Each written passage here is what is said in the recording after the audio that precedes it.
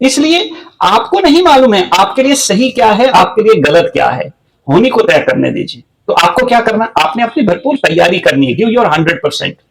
Rest is upon your destiny, आप अपने भाग्य पे छोड़ दीजिए, क्योंकि कल भी बताया था कि भाग्य को इस दुनिया की कोई भी ताकत छीन नहीं सकती, और भाग्य को कोई 0.0001% ऐड भी नहीं कर सकता। तो पहली चीज, जब भी जीवन में कोई संघर्ष आवे, मुसीबत आवे, अनहोनी होवे, कुछ भी हो जाए, क्या हो सकता है मैं बताता हूं आपको 4-5 बातें क्या क्या जीवन में हो सकता है। पहली चीज, ऐसी बीमारी जिसके बारे में आपने कभी स्वप्न में भी नहीं सोचा होगा, लाइक कैंसर, आ सकती है। दूसरा, नौकरी जा सकती है।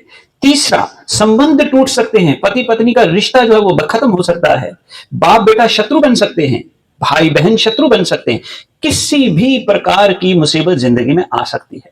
और एक चीज याद रखना, एक भी मुसीबत टेलीग्राम देके नहीं आएगी आपके पास, all of the sudden from any direction, किसी भी दिशा से।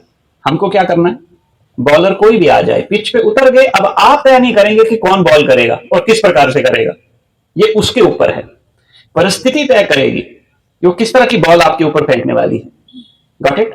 तो करना क्या है, अगर बॉल फेंक दी तो पहला काम करना है, शांत रहना है। अब सवाल पैदा होता है कि जितना ये कहना और सुनना आसान है शांत रहना, क्या प्रैक्टिकली शांत रहना उतना आसान है? यस, नहीं है। लेकिन आप एक चीज जरा अपने दिमाग में दौड़ाइए, वो पहला दिन जब आप मोटरसाइकिल या स्कूटी चलाते थे, ऐसा लगता था कि तुम्हारे बस का काम नहीं है, लेकिन आज एक हाथ में मोबाइल और एक हाथ से स्कूटी चलती है, हाँ या ना?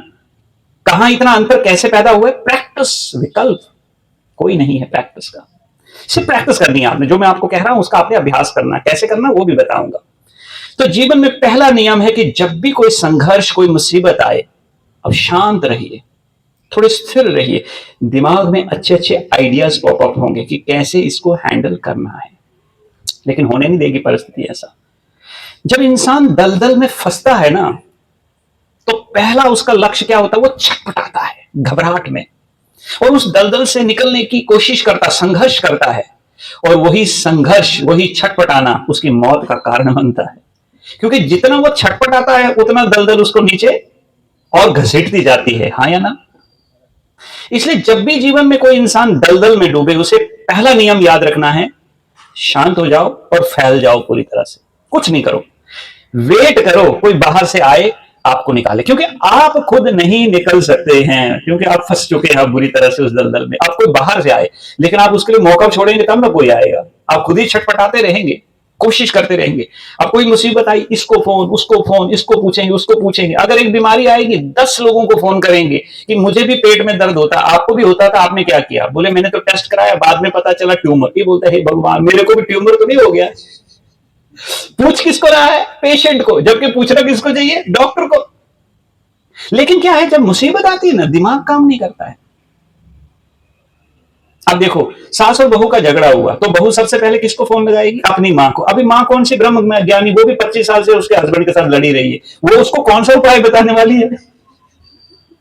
फिर वो अपनी सहेली को करेगी, सहेली बोले तेरा हस्बैंड फिर भी ठीक है, मेरा तो उससे भी ज्यादा बवाली है। बताइए सोल्यूशन कहां से मिलेगा? तो ये जो चीजें हम करते हैं, जो छटपटाते हैं ना, तो और धीरे धीरे दलदल के भीतर में हम फंसते जाते हैं। तो पहला काम क्या करना है?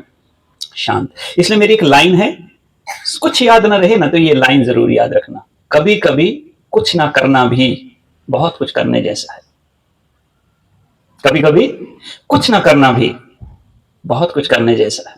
कई बार हम बहुत कुछ कर लेते हैं, इसलिए बात बहुत ज्यादा बिगड़ जाती है।